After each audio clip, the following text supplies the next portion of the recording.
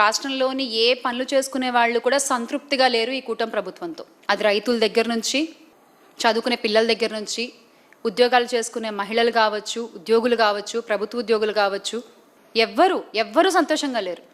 ముఖ్యంగా మహిళలైతే నిన్నటికి నిన్న మీరు అమలుపరిచిన బస్సు పథకం కూడా చూసాం కదా. ఫ్రీ అన్నారు. డబ్బులు తెచ్చుకోకుండా టికెట్ కొనుక్కోవడానికి వస్తే అయ్యో ఇది ఫ్రీ కాదమ్మా అంటారు అక్కడ వాళ్ళు. మళ్ళీ వాళ్ళు వెళ్ళి డబ్బులు తెచ్చుకుని టికెట్లు కొనుక్కోవాల్సిన పరిస్థితి. బస్సుల ముందు ఇది స్త్రీ శక్తి సంబంధించింది కాదు, ఇక్కడ వర్తించదు ఆ పథకం అని చెప్పి బోర్డులు పెట్టుకుని తిరుగుతున్నారు. ఒక ఆడ మనిషిని చెట్టు కట్టేసి కొడుతుంటే తన కన్న బిడ్డ ముందు వైఎస్ఆర్ కాంగ్రెస్ పార్టీ కదా గొంతెద్దాన్ని ప్రశ్నించింది. ఆ తర్వాత కదా ఆమెకు న్యాయం జరిగింది. ఆయన సొంత నియోజకవర్గంలో జరిగితే మాట్లాడరు. ఆయన పక్కన కాకినాడ జిల్లాలో మొన్న డాక్టర్ పైన నర్సింగ్ కోర్స్ చదివేటువంటి వాళ్ళ మీద గవర్నమెంట్ హాస్పిటల్లో అంత ఇష్యూ జరిగితే అప్పుడు కూడా ఆయన వచ్చి మాట్లాడలేదు. ఒక్క విషయంలో ఆయన స్పందించరు. ఆయన ఏం చేస్తున్నట్టు? సార్, ఉప ముఖ్యమంత్రి పవన్ కళ్యాణ్ గారు, వేర్ ఆర్ యూ?